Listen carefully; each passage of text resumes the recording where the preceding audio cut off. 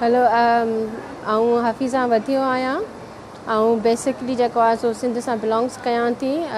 हैदराबाद में रहंदा आहियूं ऐं अॼुकल्ह असां यूके में था रहूं।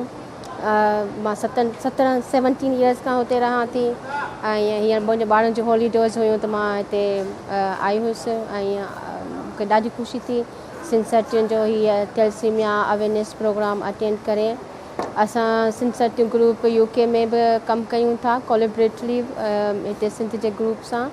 ऐं मूं हिते ॾिठो आहे त ॾाढा चैलेंजिस आहिनि, ॾाढा मसइला आहिनि, पर असांजूं भेनरूं सिंध सर्टियूं ग्रुप जूं सरताज शबीला ॿी सिंध विजन या सिंध डॉक्टर्स वारनि जो जेको कोलेबरेटली कमु हले थो ॾाढो सुठो आहे। पूरी थला आहे। हिन सोसाइटी में इलाही चैलेंजिस आहिनि, ॿाहिरि निकिरणु ऐं वरी जेको आहे स्पेशली थैलेसीमिया स्क्रीनिंग कराइण ऐं छोकिरियुनि खे उहा अवेयरनेस ॾियणु ऐं वरी उन छोकिरियूं वरी जॾहिं उहा ॻाल्हि पंहिंजे माइटनि सां कंदियूं त एॾो कोई ईज़ी न आहे त उन्हनि खे उनजी परमिशन मिले भई हिते डायरेक्ट उनजी स्क्रीनिंग थिए थी। इहा लाइफ सेविंग जेका आहे सा कंपेन आहे, तव्हां असांखे इनखे अॻिते वधाइणु घुरिजे।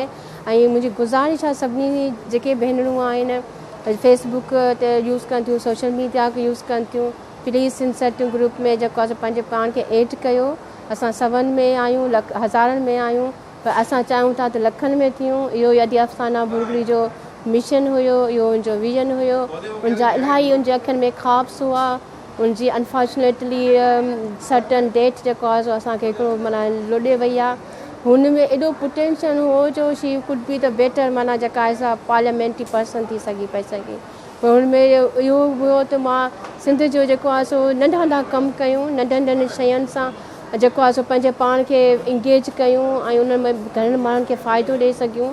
हाणे थैलेसीमिया में जेको बदीन में थैलेसीमिया यूनिट आहे उहो सभिनी खां डॉक्टर इकबाल साहिबु जेको फातिमी जो जेको आहे अॻवान ऐं he is very good person, हुन चयो त बदीन यूके जी स्टैंडर्ड जो सेंटर आहे।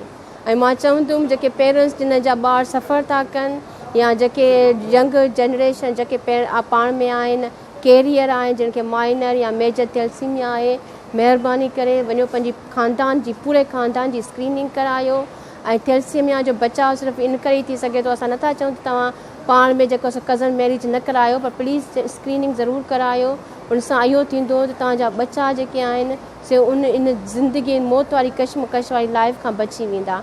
ऐं उनखे माइंड न कयो। कज़न मैरिज जेको आहे सो ॾाढो, ऐं कज़न मैरिज सां ॿियूं बि बीमारियूं थियनि थियूं, सिर्फ़ु थैलेसीमिया न आहे, ॿियूं बि इलाही बीमारियूं आहिनि जिन सां लाइफ थ्रेटनिंग इशूज़ माना बीमारियूं थियनि थियूं।